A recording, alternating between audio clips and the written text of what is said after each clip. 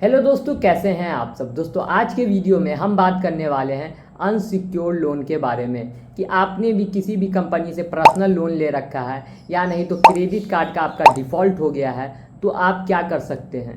क्योंकि अभी के टाइम में कंपनी बहुत ज़्यादा प्रताड़ित करता है, बहुत ज़्यादा ही परेशान करता है। और अगर कोई भी आदमी के साथ मेडिकल इमरजेंसी आ जाए या नहीं तो उनका जॉब छूट जाए या किसी भी तरीका का उसके साथ प्रॉब्लम हो जाए तो उस पर कंपनी जो है लोन डिफ़ॉल्टर का ठप्पा लगा देता है। चाहे उनके साथ कितना भी बड़ा प्रॉब्लम हो जाए, लेकिन कंपनी ये बात सुनने को तैयार नहीं होता है। बार बार नोटिस भेजने के बाद भी कंपनी बात नहीं सुनता है, ना समझता है कोई भी लोन डिफ़ॉल्टर का। तो आज के वीडियो में मैं बैंक के प्रक्रिया के बारे में बताऊंगा और आपका क्या अधिकार है ये आपको बताऊंगा कि आपका क्या अधिकार है और आप क्या एक्शन ले सकते हैं, आप क्या कर सकते हैं जिससे इन सारे कंपनियों के झमेलों से बाहर आ जाएं।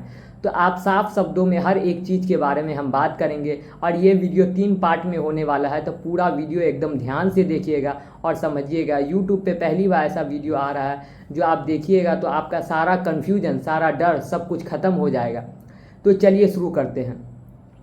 तो दोस्तों सबसे पहले हम बात करेंगे पार्ट 1 में बैंक और एनबीएफसी के प्रक्रिया के बारे में कि बैंक एनबीएफसी का क्या प्रक्रिया होता है, वो क्या करता है अगर लोन डिफ़ॉल्ट हो जाता है तो दोस्तों लोन डिफ़ॉल्ट हो जाता है तो सबसे पहला कदम होता है कि वो रिमाइंडर नोटिस भेजता है। पहला कदम यानी पहला महीना से लेकर दूसरे महीने तक अगर किसी का लोन डिफ़ॉल्ट होता है तो वो रिमाइंडर मैसेज भेजता है और कॉल करेगा आपको कि लोन चुका दीजिए। अब रिमाइंडर मैसेज क्या होता है तो दोस्तों रिमाइंडर मैसेज का मतलब होता है याद दिलाना।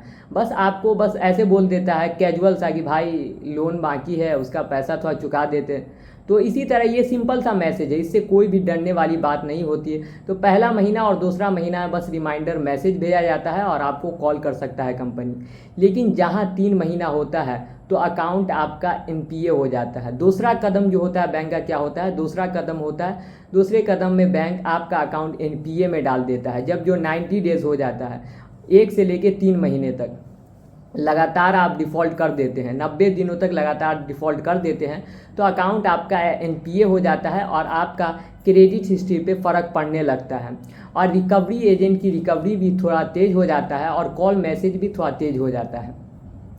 तो इस वक्त आपका अकाउंट एनपीए हो जाता है। एनपीए का मतलब है बैंक और एनबीएफसी आपके अकाउंट को ऐसा मानने लगता है आप एक ऐसा एसेट्स है, आपका अकाउंट एक ऐसा एसेट्स है, ऐसा संपत्ति है जिससे बैंक को कोई भी फ़ायदा नहीं है और आपसे बैंक को कोई भी फ़ायदा नहीं होता। तब बैंक क्या करता है, आपका अकाउंट 3 महीना होने पे आपका अकाउंट एनपीए कर दिया जाता है बैंक द्वारा। अब तीसरा कदम क्या होता है तो बैंक का तीसरा कदम होता है नोटिस का दौर आ जाता है।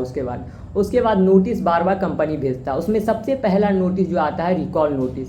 रिकॉल नोटिस एक ऐसा नोटिस होता है जो एक सख्त नोटिस होता है जिसमें कंपनी वो बताना चाहता है कि आपने आपके एग्रीमेंट का उल्लंघन किया है। यानी आपने जो एग्रीमेंट में वादा किया था आप उस हिसाब से चल नहीं रहे हैं, आप लगातार लोन डिफ़ॉल्ट कर रहे हैं, आप पे आगे चल के लीगल एक्शन हो सकता है। इस तरह का मैसेज उसमें लिखा रहता है। रिकॉल नोटिस का मतलब होता है एक सख्त नोटिस जिस पे आप पे डराया जाता है, धमकाया जाता है, इसीलिए रिकॉल नोटिस भेजा जाता है और बताया जाता है कि आप लोन क्यों नहीं चुका रहे। इसलिए सबसे पहले आपको रिकॉल नोटिस आता होगा। दूसरा नोटिस आपको आता है आर्बिट्रेशन का, जिसमें आपको मध्यस्थता करना चाहता है, आपके साथ कंपनी समझौता करना चाहता है आपको दूसरे स्टेट में बुलाकर। तो दूसरा आपको आर्बिट्रेशन का नोटिस आएगा। तीसरा नोटिस आपको आएगा ईसीएस बाउंस का, जो आपका ऑटो डेबिट ऑन रहता है। आप जो जब लोन लेते हैं वह जो आपका ईसीएस ऑन रहता है तो इसी का नोटिस आता है। Section 25 payment and settlement act 2007 का नोटिस आपको आएगा, जिसमें कंपनी आपको डराने और धमकाने की कोशिश करेगा कि अगर आप लोन नहीं चुकाइएगा तो आपको जेल हो जाएगा। ऐसा कंपनी भेजता है आपको नोटिस। 3 नोटिस आएगा। 3 नोटिस आने के बाद चौथा कदम जो बैंक का होता है वो आपके घर रिकवरी एजेंट भेजने का दौर स्टार्ट हो जाता है। ये सब कुछ कब होता है, जब जो 6 या 7 महीना हो जाता है तब जाके कंपनी इस तरह का काम करता है। और जब अकाउंट एनपीए हो जाता है उसके बाद ही कोई रिकवरी एजेंट आपके घर आता है या आपको किसी भी तरीक़ा से हैरेसमेंट ज़्यादा तेज कर देता है। उससे पहले कोई भी रिकवरी एजेंट आपके घर नहीं आता है और कभी आ भी गया तो ये बहुत मुश्किल से कोई ऐसा कमीना कंपनी होगा जो भेज देगा। लेकिन ज़्यादातर जो कंपनी जो भेजता है रिकवरी एजेंट का जो हैरेसमेंट तेज हो जाता है वो अकाउंट एनपीए होने के बाद होता है। तो अब दूसरे पार्ट में आपके अधिकार, आपके कानूनी सुरक्षा के बारे में हम बात करेंगे। तो सबसे पहला अधिकार जो आपका है कि कोई भी रिकवरी एजेंट अगर आपके घर आता है या आपको किसी भी तरीके से कॉल करता है तो आपके पास पूरा अधिकार है कि वो आपके साथ अच्छा से बात करेगा, वो आपके साथ किसी भी तरीक़ा का बदतमीजी नहीं करेगा, आपके साथ किसी भी तरीक़ा का वो गाली गलौज नहीं कर सकता। तो ये आपके पास आपका अधिकार है, ये हर आदमी को ये फ्रीडम है कि उससे जो सामने वाला आदमी है उसको किसी भी तरीका धमकी नहीं दे सकता, उसके साथ गाली गलौज नहीं कर सकता। चाहे आपका लोन जितना का भी हो, आपके साथ किसी भी तरीका का अगर बदतमीजी करता है रिकवरी एजेंट, मतलब वो खुद कानून को तोड़ रहा है। इसका ये मतलब है कि वो खुद कानून तोड़ रहा है अगर आपके साथ किसी भी तरीका का बदतमीजी करता है। और वैसे भी जो ये लोन होता है ये एक सिविल का मामला होता है, ये कोई भी क्रिमिनल ऑफेंस नहीं है। और दूसरा जो आपका अधिकार है, दूसरा अधिकार है प्राइवेसी का, कि कोई भी रिकवरी एजेंट आपको किसी भी तरीके से हैरेस नहीं कर सकता, परेशान नहीं कर सकता, आपके ऑफिस नहीं जा सकता, आपके घर नहीं जा सकता और आपके रिश्तेदारों को जाके ये नहीं बता सकता कि ये आदमी लोन लिए हुआ है। जैसे आपके घर आके जो रिश्तेदारों को बताने लगता है, आस पड़ोस में बताने लगता है, ये पूरी तरीका का आपके प्राइवेसी का ब्रीच है अगर कोई रिकवरी एजेंट इस तरह का हरकत आपके साथ करता है तो।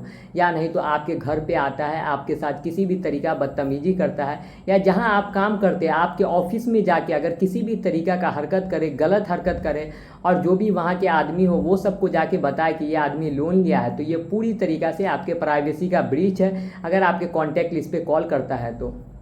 और आपका तीसरा अधिकार क्या है? तीसरा अधिकार ये है कि कोई भी रिकवरी एजेंट अगर आपको कॉल या मैसेज करता है तो आप उससे आईडी कार्ड उसका पूछ सकते हैं। आप उससे ये पूछ सकते हैं कि आपका ऑथराइजेशन लेटर कहाँ है, आप कौन से एनबीएफसी कंपनी से है, या बैंक का एजेंट है तो ये पूछिए कि आप कौन से बैंक से है, उसका ऑथराइजेशन लेटर मेरे व्हाट्सएप पे मैसेज कीजिए या भेजिए, या अपना आईडी कार्ड भेजिए, उसके बाद ही मैं आपसे बात करूँगा। इस तरह से ये आपका तीसरा अधिकार है। चौथा अधिकार ये है कि कोई भी आदमी आपके साथ किसी भी तरीक़ा से ज़ोर ज़बरदस्ती करके या धमकी देके आपके साथ बात नहीं कर सकता। कितना भी कुछ हो जाए वो चिल्ला के आपके साथ बात नहीं कर सकता, किसी भी तरीक़ा का आपके साथ बदतमीजी नहीं कर सकता, आपको ये नहीं बोल सकता कि आप लोन क्यों नहीं चुका रहे, आपके साथ ये कर देंगे वो कर देंगे, ये सब आपके साथ नहीं कर सकता। आपको किसी भी तरीक़ा का थ्रेट नहीं दे सकता कि आपको रास्ते से उठा लेंगे, तो आपके इलाके में आते आपको हम देख लेंगे, ये करेंगे वो करेंगे। इस तरह का हरकत रिकवरी एजेंट अक्सर करते हैं, तो ये इस तरह का हरकत नहीं कर सकते।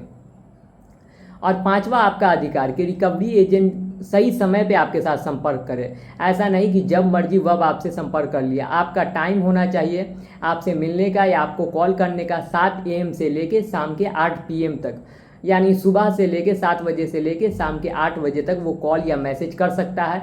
उसके बाद या उससे पहले वो नहीं कर सकता। किसी भी तरीके से आपको हैरेस नहीं कर सकता कॉल करके, या किसी भी तरीके से आपको मैसेज नहीं कर सकता। ये करता है तो वो पूरी तरीक़ा से गलत है।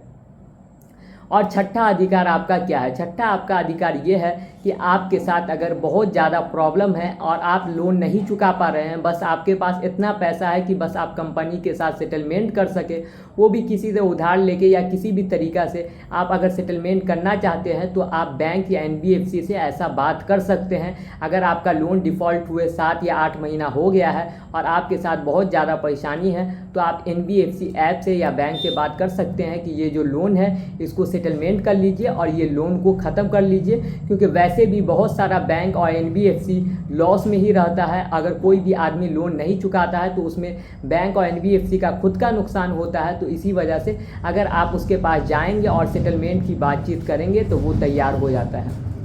पार्ट 3 वीडियो में हम बात करेंगे कि आपको क्या कदम उठाना है, आपको क्या एक्शन लेना है, आपको क्या करना है, इसके बारे में बात करेंगे। तो सबसे पहला कदम जो आपको उठाना है कि अगर आपको लगता है कि आपसे लोन डिफ़ॉल्ट हो जाएगा, आगे चल के आप लोन नहीं चुका पाइए या किसी भी तरीका आपके साथ दिक्कत आ गया है, तो सबसे पहले कंपनी को एक लोन एक्सटेंशन का नोटिस भेज दे, जिसमें आप सारा कुछ के बारे में मेंशन कीजिएगा कि आपके साथ चाहे मेडिकल इमरजेंसी आ गया हो या जॉब छूट गया हो या बिजनेस में लॉस हो गया हो, किसी भी तरीका प्रॉब्लम है तो वो लोन एक्सटेंशन के नोटिस में सिंपल सा आप लिख के भेज दें। आपके साथ जो भी दिक्कत है वो लिख के भेज दें। और अगर आप नहीं कर पाते हैं तो आप मेरे भी कॉल मैसेज कर सकते हैं, मैं भी बना के नोटिस भेज दूँगा अगर आपको किसी भी तरीका का दिक्कत है लोन एक्सटेंशन नोटिस भेजने में तो। और दूसरा काम आपको इसी में क्या करना है, दूसरा काम ये करना है कि जो भी डॉक्यूमेंट है, जैसे मेडिकल इमरजेंसी आ गया है तो वो उसको अटैच कर दे, मेडिकल इमरजेंसी का जो भी कागज़ है वो उसके साथ अटैच कर दे, या नहीं तो बिजनेस में लॉस हो गया या जो भी प्रॉब्लम है तो एक डॉक्यूमेंट ज़रूर अटैच कर दे। इससे जो है जो भी नोटिस भेजते हैं उस पर वजन बढ़ता है और लगता है कि आपका बात ज़्यादा सच्चा है। और अगर ऐसा नहीं हुआ है या ऐसा नहीं है, या नहीं तो आपके साथ छोटा मोटा कोई प्रॉब्लम है, इस कारण से आप पेमेंट नहीं कर पा रहे हैं, तो वो नोटिस में बस लिख के आप भेज दीजिए, तो इससे भी काम हो जाएगा। बस एकदम अच्छे से साफ वर्ड में आप लिखिएगा, जो भी लाइन लिखिएगा एकदम सही से लिखिएगा, उसके बाद आप नोटिस भेज दीजिएगा।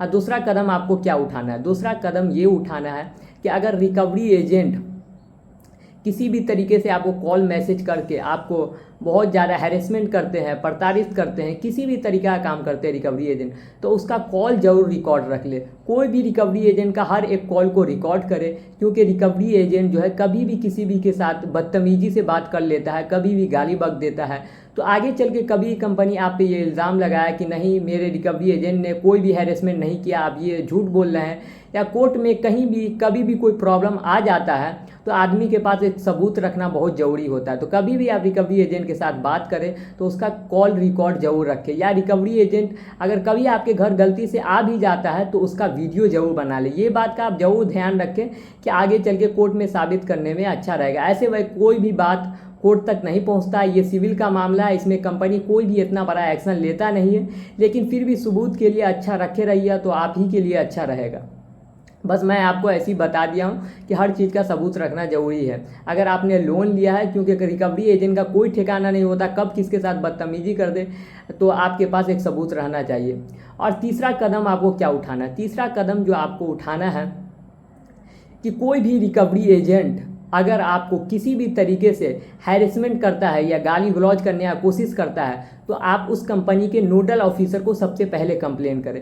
कंप्लेन करने में सबसे पहला काम क्या कीजिएगा, उस रिकवरी एजेंट का नाम लिखिएगा, उस एजेंसी का नाम लिखिएगा और उसका मोबाइल नंबर लिख दीजिएगा। ये तीनों चीज़ अगर आपके पास नहीं रहता है तो कोई एक चीज़ भी रहता है तो आप जरूर लिख दीजिएगा उस नोटिस में, और उसके बाद जो है नोडल ऑफिसर को कंप्लेन कर दीजिएगा। जो भी कंपनी चाहे NBFC हो या बैंक का रिकवरी एजेंट आपके साथ परेशान किया हो, तो आप नोडल ऑफिसर को जरूर कंप्लेन कर दें। और अगर नोडल ऑफिसर किसी भी तरीका का आपको जवाब नहीं दे रहा है, 30 दिनों के अंदर अगर आपको किसी भी तरीका जवाब नहीं देता है, या ऐसे ही आपको कंप्यूटराइज मैसेज भेज देता है, या आप उसके जवाब से संतुष्ट नहीं है, सेटिस्फाइड नहीं है, तो आप जो है RBI ओम्बड्समेंट, एक RBI का वेबसाइट है, उस पर जाके आप कंप्लेन कर सकते हैं। RBI के ईमेल ID पे जाके आप कंप्लेन कर सकते हैं RBI को। और अगर कुछ बात आगे बढ़ जाए, ज़्यादा दिक्कत अगर आपको क्रिएट करे रिकवरी एजेंट किसी भी तरीका का, और आपको जेन्युइनली बहुत ज़्यादा ही प्रॉब्लम में है, उस कारण से आप पेमेंट नहीं कर पा रहे, तो आप पास के पुलिस थाना में ही जाके उसका कंप्लेन कर सकते हैं। तो आपको चौथा कदम क्या उठाना है, चौथा कदम ये उठाना है कि आप कंपनी के साथ कभी सेटलमेंट करें तो ध्यान से सेटलमेंट करें। कंपनी की तरफ से खुद उसके वेबसाइट से, उसके ईमेल ID से अगर आपको सेटलमेंट लेटर आता है तभी आप सेटलमेंट करें। ऐसे नहीं कोई रिकवरी एजेंट बोल दे कि मेरे पैसा दे दीजिए तो आप उसको पैसा दे दीजिए और सेटलमेंट कर लीजिए। और कभी भी रिकवरी एजेंट से बातचीत हो सेटलमेंट का तो उसके बातों को ध्यान मत रखिए, हमेशा डायरेक्ट कागज़ से बात कीजिए।